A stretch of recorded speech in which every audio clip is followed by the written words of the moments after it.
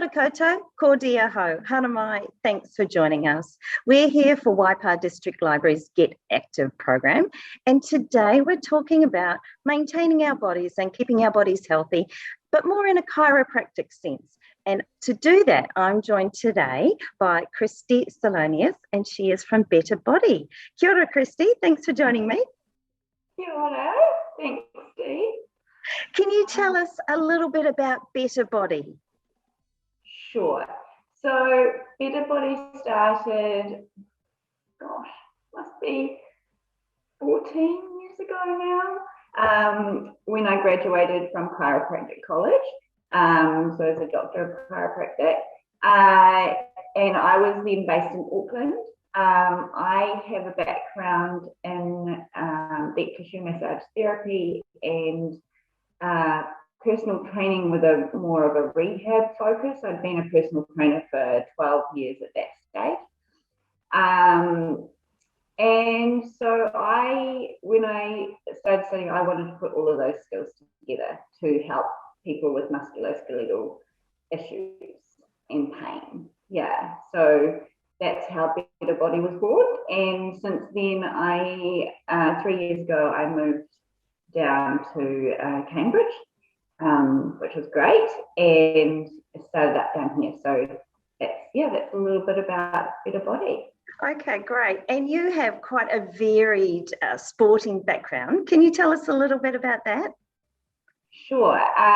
Well, so growing up, I, like any probably Kiwi kid, was involved in sport. So I played netball, badminton, did quite a bit of long distance running. I skied, and I still ski, still run. I have been involved in equestrian sports since I was 10. So still am, show jumping, have 4 horses, so that's a big part of my life. And yeah, a couple of summers ago, tried water skiing, loved that too. So yeah, still ski, run, and ride competitively.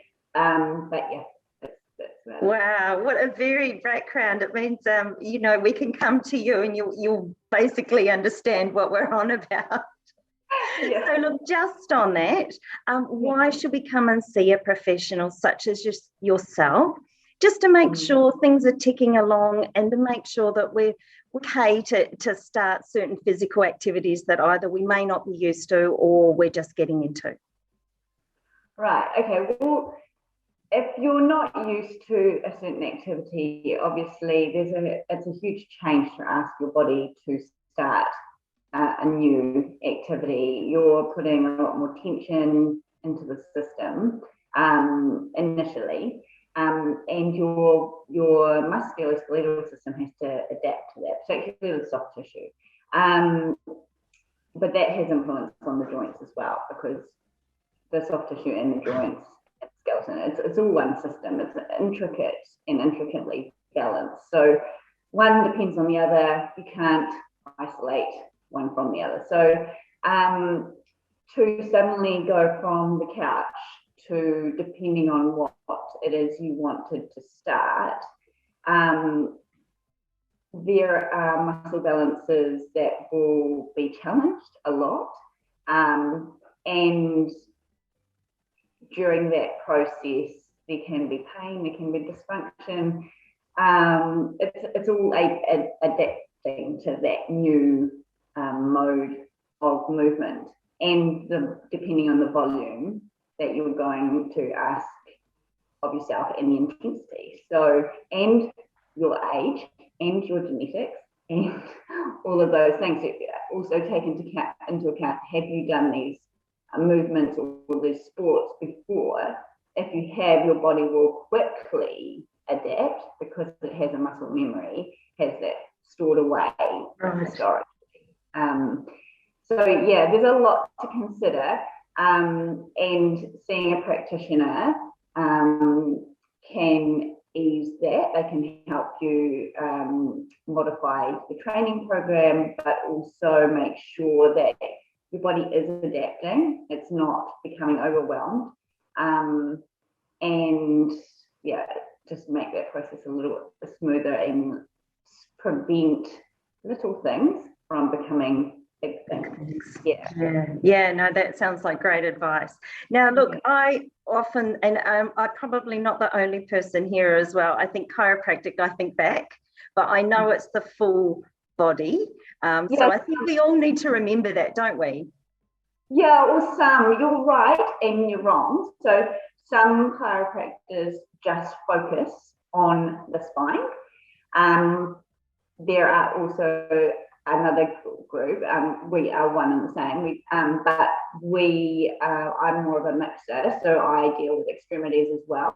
So my focus is on any joint in the body and its biomechanics and helping that become optimal. So elbows, shoulders, knees, ankles, all of that as well, feet, So, but there are certain chiropractors that just focus on the spine. So you agree. Yeah, okay. And look, it's often those joints that are hurting the most, isn't it? Yeah. So, well, when you start up a new activity or a new sport, they can be a little bit more. So let's go back to back pain. A lot of us get it. A lot of us complain about it. A lot of us do nothing about it. Is there anything that we can do at home to alleviate any pain, or really should we be coming to you? Okay, so back pain, it's such a tricky monster. It can be caused by so many things. There is musculoskeletal back pain, but then there is also pain that can originate from your visceral organs, so your ovaries, your liver, your kidneys, even stomach issues, irritable bowel can cause back pain. Right. You can have back pain from a traumatic incident that the tissue has been damaged, and then it can cause a chronic ongoing pain. It can be hormonal, it can be nutritional even. So there are so many, there's so many facets to it. So there's not one answer. I usually say to people, if you are experiencing a symptom for longer than 2 weeks at the same intensity, then you should go and see someone. Yeah, great. Because your body is not going to be able to, shift that probably. Yeah. Okay. Yeah. Right. So yeah. Yeah, okay. Can stretching help our backs and joints in general? Stretching is interesting. So stretching has many good qualities, but we do now know that stretching doesn't actually change the long-term available range of movement on a joint. Okay, so doing a stretch will deactivate the stretch reflex, and you'll get a short-term increase in range of movement and a relaxation of that tension. But when you go to do it 2 days later, you'll have the same, you'll experience the same thing. Okay, so you'll be back to where you started. So, in saying that, it's really good for many other reasons to stretch, and Pilates and yoga and all of those exercise classes provide phenomenal things to the body. They are great for relaxation, so the breathing work. Yes. They balance. They challenge you to support your own body weight, so strength in a way, and they keep us moving when sometimes we wouldn't if we didn't have that. So as long as you can understand and modify your expectations from that class or what the stretching that you're doing, Yeah, the other thing about stretching is what type of stretching are you doing? If you're doing a bit of active stretching like you would in a Pilates class, that is great. Static stretching on your own is not really going to do much at all. So that's just when you take your you stretch and hold. So you hold that stretch for 30 seconds or whatever. It will deactivate the stretch reflex, and then you'll get a relief and an overall increase in movement for that time, but then your body will revert to, yeah. Does that all make sense? There's also a, so the tension in and around a joint is actually determined by your brain. We talk about this in itself, and as we go, but it's very complicated. Very complicated. It's a protective mechanism. So generally, if you have excessive tension around one joint or in one part of your body, your brain has put it there to protect and to prevent an injury, to stabilize. Okay, and that's why you have to. That's why seeing a practitioner on these things, we can find out why. We can look at the whole picture and we can go, okay, you're tight there and in that range of movement because this is happening. But yeah, just to go and keep stretching and expect that to change is a little bit optimistic. Yeah, but I guess, you know, anything that you're used to and makes you feel good, totally. Absolutely. I guess we continue to do. If you've been doing it for ages, you will be fine. You're used to it, and don't stop doing it. But just to have that in mind. You know? Yes, realistic expectations. Yeah. All right. So we touched on strength. How important is strength exercises? Okay, strength is very important. We lose 10% of our strength per year over the age of 27. So if you're not doing some kind of weight bearing resistance type exercise, and it can be just body weight, you are losing strength, and that can contribute to falls later on, which put you at risk for broken hips, and you lose bone density because strength training increases the your bone density. So you long term, you really want to consider this kind of exercise, like 2 or 3 times a week, or have a sport that includes that kind of activity. Yeah. Yeah, and we're not really saying you have to go to a gym. It can be simple stuff that you can do at home. Absolutely. There's so many things that you can do at home, and there's amazing resources online now. Yes. On YouTube, I mean, I see it come through on my Facebook feed all the time. There's amazing free stuff. Okay, so there we go, everyone. Look out on Kristi's Better Body Facebook page for those strength exercises.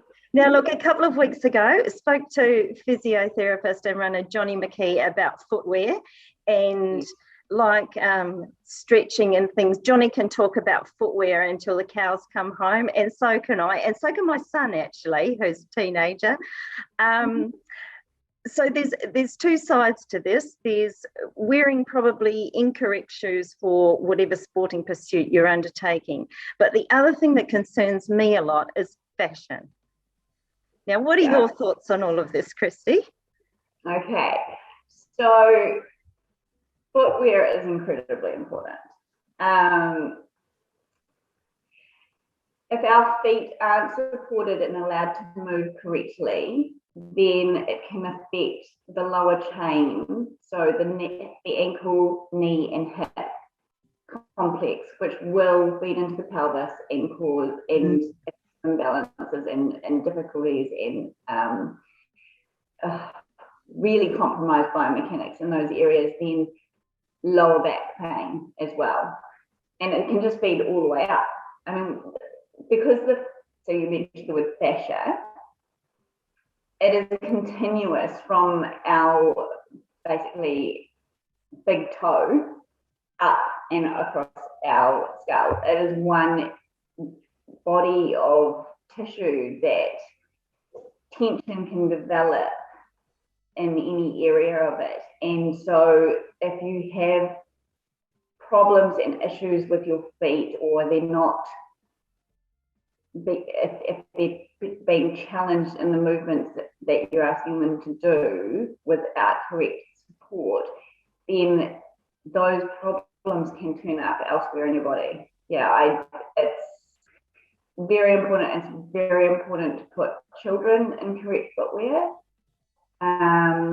You want supportive footwear, but you also want to teach the foot to move as well. And you can't have people in restrictive footwear that will change the shape and restrict the movement of the foot also. So you want supportive footwear for sports and activity, but then you also want those feet to move and behave as feet outside of those yes, and I guess that's the thing, isn't it? We're in everyday footwear for so many hours of the day. So really, I mean, you know, when we're thinking of our sporting activities, it might be an hour or something. But, you know, if we're cramming our feet into these pointy little shoes or these flats that have no support, and then wondering why things are going astray, then maybe we need to look at our feet and maybe not be such slaves to fashion. Yeah, so the trend that I see a lot in practice at work is peak toe shoes, or very narrow, pointy shoes, cramming the toes in, and that can cause, well, it can cause bunions, but it can also change the use of the foot and stabilization of the foot, ankle, knee, hip. So, and then the other thing is also what is very cool, and I mean, I love them too, is the flat sneaker type, you know, Converse-y shoes. They're amazing, but no support for the arch. So if you have a very high arch, then, and you're in them all day, then that arch can become very tired. The plantar fascia, the fascia underneath the arch, becomes tight and then almost kind of lax, and you lose the arch. So, and that causes problems with, again, the ankle, knee, and hip. So, yes, footwear, very, very important to have good footwear, and probably mix it up quite a bit and think about where and when you're using it. Yeah. And I make apologies to everyone who sees me because I'm always in running shoes. Yeah, well, that's actually not a bad thing. Yeah, and I even find something simple as walking in gumboots too long, or walking in jandals for too long really just does nothing for me. Too flat and not, again, in the gumboot, you know, they're really sloppy. There's nothing in the arch for you. So if you've got, like I said, high arches, which are like can be great because they work really nicely, but they just need a little bit of support so that your fascia isn't the only thing supporting them all the time. Yeah. No, that's some great advice, Kristi. Yeah, that can rest as well. Yeah. Okay, so look, just before we go, any pieces of last minute advice that you've got for us just to keep things ticking along, keeping our bodies maintained, and obviously we can all come and see you as well. Oh yeah, of course. So I think key is movement, keep moving in some way or form. Our bodies are designed to move. Yeah. Sitting all day, or if you have a sedentary, if you are at a desk all day, then make sure after work, before work, you're in some way compensating for that and giving your body some movement. It doesn't have to be a full-on activity. And for those of you who are going, you know, it's summer out there, and often people get started with new fitness regimes. Just take it slowly. Yeah. Your body doesn't know your schedule. It doesn't understand that you have races planned or whatever. So you just need to accept that there's stored tension in that tissue. Walk before you can run. Yeah. Yeah, mix it up a little bit. Do a bit of cycling with me running. That's always good. Do some other movement classes to balance yourselves out. Definitely consider strength training for the reasons that we mentioned before. And then, and eat to fuel your body. Yeah. Don't stop eating. It's about how you can fuel your body to move more efficiently and develop the strength and recover from the exercise, and then you'll get any aesthetic benefits from that way anyway. Yeah, Okay. so that's probably the best advice I can give. And it sounds pretty good to me. Look, Kristi, thank you so very much for your time today. And please, if you're watching this video, please look up Better Body, available on Facebook, and we will put Kristi's details and Better Body's details up at the end of the recording. Thanks for joining us. Ka kite anō. No problem. Thanks. Bye.